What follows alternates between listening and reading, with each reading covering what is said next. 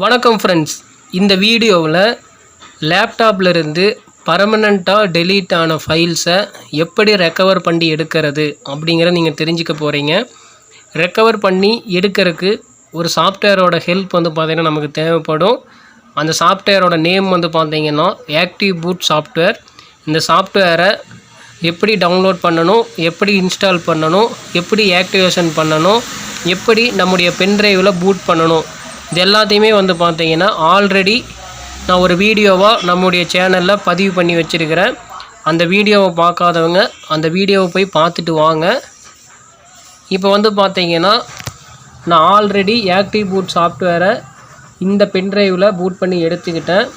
அந்த பென்ட்ரைவை எந்த லேப்டாப்பில் ரெக்கவர் பண்ணணுமோ அந்த லேப்டாப்பில் இன்சர்ட் பண்ணிக்கோங்க. இன்சர்ட் பண்ணதுக்கப்புறமா லேப்டாப்போட சார்ஜரை கனெக்ட் பண்ணி வச்சுக்கோங்க. ஏன்னா ரெக்கவர் பண்ணுறதுக்கு நிச்சயமாக ஒரு 2 ஹவர்ஸாவது தேவைப்படும். சப்போஸ் கரண்ட்டுக்கு இது இல்லை அப்படின்னா சார்ஜரை வச்சு பார்த்திங்கன்னா நம்ம ரெக்கவர் பண்ணிக்கலாம். அதே மாதிரியே ரெக்கவர் ஆகிட்டு இருக்கிறப்ப ஷட்டவுன் ஆகிடுச்சு, ஆஃப் ஆகிடுச்சு அப்படின்னா நீங்கள் மறுபடியும் என்ன பண்ணணும், நீங்கள் ஃபைலை எல்லாத்தையும் ரெக்கவர் பண்ணுற மாதிரி இருக்கும். ஸோ அது இந்த பிரச்சனையை தவிர்க்கிறதுக்கு தான் லேப்டாப்போட சார்ஜரை கனெக்ட் பண்ணி வச்சுக்கன்னு சொல்கிறேன். அடுத்ததாக லேப்டாப்பை ஆன் பண்ணுங்கள். லேப்டாப்பை ஆன் பண்ண உடனே என்ன பண்ணுறீங்கன்னா இந்த லேப்டாப்போட பூட் மெனு கீயை ப்ரெஸ் பண்ணுங்கள். ஹெச்பி லேப்டாப்பாக இருந்தால் பூட் மெனு கீ F9, லெனோவாவாக இருந்துச்சுன்னா F12. இந்த மாதிரி ஒவ்வொரு பிராண்ட் லேப்டாப்புக்கும் பார்த்தீங்கன்னா ஒவ்வொரு பூட் மெனு கீ கொடுத்துருப்பாங்க. உங்களோட லேப்டாப் என்ன பிராண்டோ அதோட பூட் மெனு கீ ப்ரெஸ் பண்ணுங்கள். சப்போஸ் பூட் மெனு கீ எதுன்னு தெரில அப்படின்னா கமெண்ட் பாக்ஸில் கமெண்ட் பண்ணுங்கள், நான் கண்டிப்பாக ரிப்ளை பண்ணுறேன். நம்ம ஹெச்பி லேப்டாப் அப்படிங்கிறதுனால F9 கீயை ப்ரெஸ் பண்ணிக்கலாம். ஃபஸ்ட்டு லேப்டாப்பை ஆன் பண்ணுறேன். ஆன் பண்ண உடனே பார்த்திங்கன்னா F9 கீயை தொடர்ந்து ப்ரெஸ் பண்ணுறேன்.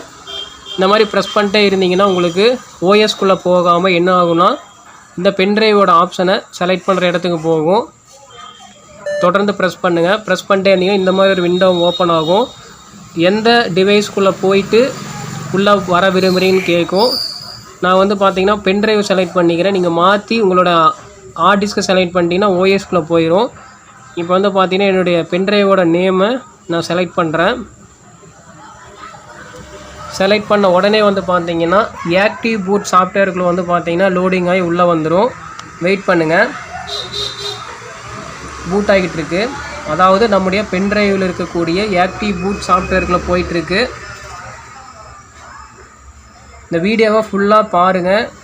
கண்டிப்பாக நிறைய பேருக்கு இந்த வீடியோ ஹெல்ப்ஃபுல்லாக இருக்கும். டெலீட் ஆன எந்த ஒரு ஃபைலையுமே பார்த்திங்கன்னா நீங்கள் ரெக்கவர் பண்ணிக்கலாம். ஹார்ட் டிஸ்கை வாங்கின தேதியிலிருந்து இப்போ யூஸ் பண்ணிகிட்டு இருக்கிற வரைக்கும் பார்த்திங்கன்னா டெலீட் ஆன எல்லா ஃபைலையுமே நீங்கள் ரெக்கவர் பண்ணி எடுத்துக்கலாம்.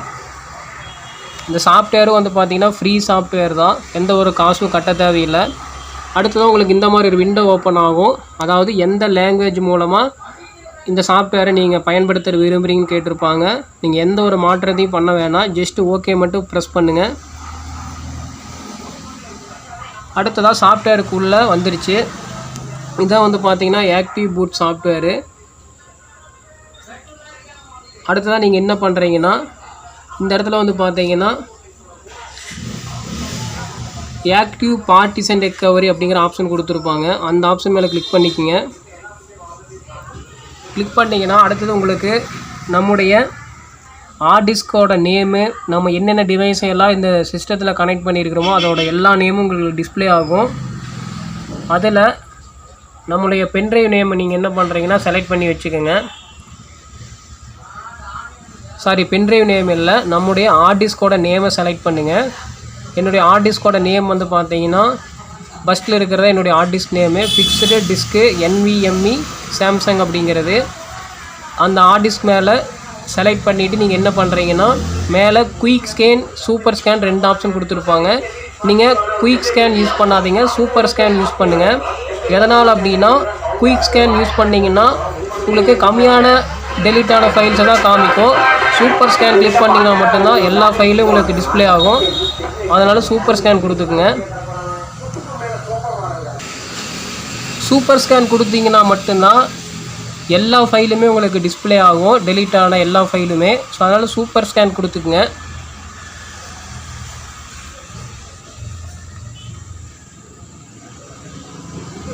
அடுத்ததான் வந்து பார்த்தீங்கன்னா உங்களுக்கு இந்த மாதிரி ஒரு விண்டோ ஓப்பன் ஆகும். இந்த விண்டோவிலையும் நீங்கள் எதையும் டச் பண்ண வேணாம், ஜஸ்ட்டு ஸ்கேன் அப்படிங்கிறத மட்டும் கிளிக் பண்ணுங்கள். இப்போ வந்து பார்த்தீங்கன்னா டெலீட் ஆன எல்லா ஃபைலையும் ஸ்கேன் பண்ண ஸ்டார்ட் பண்ணணும். இது வந்து பார்த்தீங்கன்னா நிச்சயமாக ஒரு 1 ஹவர்லேருந்து 2 ஹவர்ஸ் வரைக்கும் எடுத்துக்கும். அது வரைக்கும் லேப்டாப்பை க்ளோஸ் பண்ணிடாதீங்க, சார்ஜரையும் கழட்டி விட்டுறாதீங்க, கனெக்ட்லேயே இருக்கட்டும். 1 hour 2 hours வந்து பார்த்தீங்கன்னா எடுத்துக்கும். ஸோ அதனால் நான் என்ன பண்ணுறேன்னா வீடியோவை பாஸ் பண்ணி வச்சுக்கிறேன். ஸ்கேன் ஆகி முடித்ததுக்கப்புறமா உங்களுக்கு நான் எப்படி ரெக்கவர் பண்ணுறது அப்படிங்கிறத உங்களுக்கு காமிக்கிறேன். இப்போ வந்து வெறும் ஸ்கேன் மட்டும்தான் பண்ணிகிட்ருக்கு. அதாவது நம்ம டெலீட் பண்ண ஃபைலை ஸ்கேன் பண்ணி எடுத்து கொடுத்துட்ருக்குது. அதுக்கப்புறமா நம்ம என்ன பண்ணுவோம்னா நமக்கு எந்தெந்த டேட்டா தேவையோ அதை மட்டும் செலக்ட் பண்ணி நம்ம என்ன பண்ணுவோம்னா காப்பி பண்ணுவோம். அது எப்படி பண்ணுறதுங்கிறத ஸ்கேன் ஆனதுக்கப்புறம் உங்களுக்கு நான் சொல்லித்தரேன். இப்போ வந்து பார்த்தீங்கன்னா ஸ்கேனிங் கம்ப்ளீட் ஆகிடுச்சு. நம்மளோட ஃபைல் எல்லாத்தையும் வந்து பார்த்தீங்கன்னா டிஸ்பிளே பண்ணிடுச்சு இந்த சைடில்.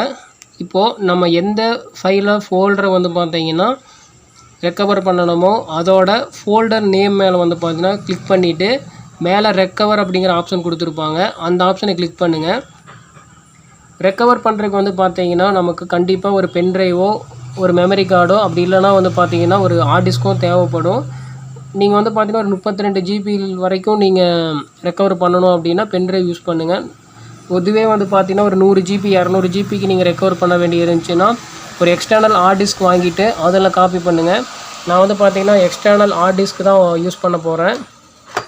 எதனால் அப்படின்னு கேட்டிங்கன்னா நான் காப்பி பண்ண போகிற ஃபைலோட சைஸ் வந்து பார்த்தீங்கன்னா ஒரு 200 GBக்கு மேலே இருக்குது. ஸோ அதனால் நான் எக்ஸ்டர்னல் ஹார்ட் டிஸ்க் வந்து பார்த்தீங்கன்னா யூஸ் பண்ணுறேன். இதை வந்து பார்த்தீங்கன்னா லேப்டாப்பில் கனெக்ட் பண்ணிட்டேன். எதுக்காக அப்படின்னு கேட்டிங்கன்னா இந்த மாதிரி டிவைஸ் வேணும் அப்படின்னா நம்ம வந்து பார்த்திங்கன்னா டேரெக்டாக நம்மளுடைய ஹார்ட் டிஸ்க்லேயே வந்து ஃபைலை காப்பி பண்ண முடியாது. வேறு ஏதாவது டிவைஸில் காப்பி பண்ணிவிட்டு அதுக்கப்புறமா தான் நம்முடைய லேப்டாப்பில் காப்பி பண்ண முடியும். ஸோ அதுக்காக தான் நம்ம இன்னொரு டிவைஸ் யூஸ் பண்ணுறோம். நீங்கள் உங்களுடைய ஹார்ட் டிஸ்க்லேயே காப்பி பண்ணுறதுனால காப்பி பண்ணலாம். ஆனால் என்ன நடக்குன்னா ஆல்ரெடி இருந்த டேட்டாவும் ஃபார்மேட் பண்ணிடும். அதுக்கப்புறம் நம்ம இப்போ காப்பி பண்ணுற டேட்டாவை மட்டும்தான் டிஸ்பிளே பண்ணும். ஸோ அதனால் உங்களுடைய ஹார்ட் டிஸ்க்லேயே வந்து காப்பி பண்ணி தப்பு பண்ணிடாதீங்க. இந்த மாதிரி ஏதாவது ஒரு நியூ டிவைஸை யூஸ் பண்ணி பண்ணுங்கள். அதே மாதிரியே நீங்கள் கனெக்ட் பண்ணக்கூடிய இந்த ஹார்ட் டிஸ்கில் இருக்கக்கூடிய டேட்டாவே டெலீட் பண்ணிவிட்டு தான் வந்து பார்த்திங்கன்னா உங்களுக்கு இந்த ஃபைலை ரெக்கவர் பண்ணி ஏற்ற ஆரம்பிக்கும். ஸோ அதனால் இந்த ஹார்ட் டிஸ்க்லேயும் ஏதாவது ஃபைல் இருந்தால் அது வேறு ஏதாவது லேப்டாப்பில் சேவ் பண்ணி வச்சுட்டு அதுக்கப்புறம் இங்கே இந்த லேப்டாப்பில் கனெக்ட் பண்ணி ரெக்கவர் பண்ண ஸ்டார்ட் பண்ணுங்கள். இப்போ வந்து பார்த்தீங்கன்னா நான் இந்த ஃபோல்டர் தான் வந்து பார்த்தீங்கன்னா ரெக்கவர் பண்ணணும். அதனால் இந்த ஃபோல்டரை செலக்ட் பண்ணிவிட்டேன். செலக்ட் பண்ணிவிட்டு மேலே ரெக்கவர் அப்படிங்கிற ஆப்ஷன் கொடுத்துருக்குறாங்க, அந்த ஆப்ஷன் மேலே கிளிக் பண்ணிக்கிறேன். கிளிக் பண்ணதுக்கப்புறமா வந்து பார்த்தீங்கன்னா ரெக்கவர் ஃபைல் இன் பிளேஸ் அப்படின்னு ஒரு ஆப்ஷனும் copy all data to new disk அப்படின்னு கேட்கும். நீங்கள் copy all data to new disk கொடுத்துக்குங்க. அடுத்த வந்து பார்த்தீங்கன்னா நீங்கள் எந்த இதில் வந்து பார்த்தீங்கன்னா காப்பி பண்ண போகிறீங்கன்னு கேட்குறாங்க. இதில் வந்து பார்த்தீங்கன்னா என்னுடைய பென்ட்ரைவ் நேம் மட்டும்தான் காமிக்குது, எக்ஸ்டர்னல் ஹார்ட் டிஸ்க் கிட்டோட நேம் காமிக்கல. நான் சரியாக கனெக்ட் பண்ணி நினைக்கிறேன், நான் சரியாக கனெக்ட் பண்ணிக்கிறேன். ஃப்ரெண்ட்ஸ் இப்போ வந்து பார்த்தீங்கன்னா எக்ஸ்டர்னல் ஹார்ட் டிஸ்கோட நேம் வந்து டிஸ்பிளே ஆகிடுச்சு. எதனால் காமிக்கல அப்படின்னா லேப்டாப்பில் இந்த போர்ட் வந்து ஒர்க் ஆகலை. ஸோ இந்த போர்ட்டு மட்டும்தான் ஒர்க் ஆகுதுன்னு நினைக்கிறேன். இந்த போர்ட்டில் மாற்றி கனெக்ட் பண்ணோன்னே கனெக்ட் ஆகிடுச்சு. இதுக்கப்புறமா நம்முடைய எக்ஸ்டர்னல் ஹார்ட் டிஸ்கோட நேமை செலக்ட் பண்ணிவிட்டு ரெக்கவர் கொடுங்க. ரெக்கவர் கொடுத்தீங்க அப்படின்னா இந்த ஹார்ட் டிஸ்க்கை வந்து நான் ஃபார்மேட் பண்ணிட்டு தான் ஏற்றுவேன். ஃபார்மேட் பண்ணிக்கிட்டோமா அப்படின்னு கேட்குது. ஃபார்மேட் பண்ணிக்க ஒன்றும் பிரச்சனை இல்லைன்னு சொல்லிட்டேன். ஏன்னா ஆல்ரெடி இந்த எக்ஸ்டர்னல் ஹார்ட் டிஸ்கில் இருந்த டேட்டாவை நான் வந்து வேறு ஒரு லேப்டாப்பில் காப்பி பண்ணிட்டேன். ஸோ அதனால் நான் வந்து ஃபார்மேட் ஆனாலும் பிரச்சனை இல்லை, ஃபார்மேட் பண்ணிக்க அப்படின்ட்டேன். ரெக்கவர் இப்போ ஸ்டார்ட் ஆகுது. ரெக்கவருக்கு முன்னாடி இந்த மாதிரி ஃபார்மேட் பண்ணிவிட்டு தான் நம்மளோட ஃபைலை காப்பி பண்ணும். இப்போ வந்து பார்த்திங்கன்னா ஃபார்மேட் பண்ணிகிட்ருக்கு. ஃபார்மேட் பண்ணி முடிச்சிருச்சு. இப்போ வந்து பார்த்திங்கன்னா ஃபைலை இந்த ஹார்ட் டிஸ்க்கு வந்து பார்த்திங்கன்னா காப்பி பண்ணிகிட்டு இருக்குது. இதுக்கு வந்து பார்த்திங்கன்னா கண்டிப்பாக 1 hour ஆகும், வெயிட் பண்ணுங்கள். அது வரைக்கும் லேப்டாப்பை க்ளோஸ் பண்ணிடாதீங்க, சார்ஜரையும் கழட்டி விட்டுறாதீங்க. லேப்டாப் ஆஃப் ஆகிடுச்சு அப்படின்னா நீங்கள் முதல்லேருந்து மஸ்ட்டு ரெக்கவர் பண்ணணும். அதுக்கப்புறம் வந்து பார்த்திங்கன்னா ஃபைலை காப்பி பண்ணணும். ஸோ இது எல்லாமே வந்து பார்த்திங்கன்னா ஒரு 2-3 hours ஸ்பெண்ட் பண்ணது எல்லாமே வேஸ்ட்டாக போயிடும். இப்போ வந்து 1% வந்து பார்த்திங்கன்னா ஃபைல் காப்பி ஆகிருக்கு. 100% வர வரைக்கும் வெயிட் பண்ணுங்கள். இந்த மாதிரி தான் ஃப்ரெண்ட்ஸ் நம்முடைய லேப்டாப்லேருந்து ஏதாவது ஒரு டேட்டா வந்து பார்த்திங்கன்னா பர்மனெண்ட்டாக டெலீட் ஆகிடுச்சு அப்படிங்கிறப்ப இந்த மாதிரி ஆக்டிவ் பூட் சாஃப்ட்வேரை பயன்படுத்தி நம்ம என்ன பண்ணிக்கலாம்னா ரெக்கவர் பண்ணிக்கலாம்.